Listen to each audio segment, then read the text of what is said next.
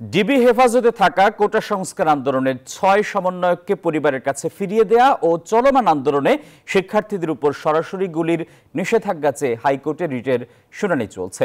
সোমবার বিচারপতি মোস্তফা জামান ও বিচারপতি এস.এম. মাসুদ হোসেন দোলনের হাইকোর্ট বেঞ্চ শুনানি শেষে আদেশ দেওয়ার কথা রয়েছে। খামেরা তো দাগ হয় কিভাবে? এই যে ভাবি, দাগও যাবে রাগও যাবে। নিন চাকা সুপার হোয়াইট। শুনানিতে আদালত বলেন, কোটা আন্দোলনে এত সহিংসতা ও মৃত্যু খুবই দুঃখজনক। মানুষ ও রাষ্ট্রীয় সম্পদ সবই গুরুত্বপূর্ণ, এমন কিছু করব না যাতে জাতির ক্ষতি হয়ে বলেও মন্তব্য করেন আদালত। এর আগে সোমবার হাইকোর্টের দুই আইনজীবী মঞ্জুর আল মতিন প্রীতম ও আইনুন নাহার সিদ্দিকা লিপি এই রিট দায়ের করেন।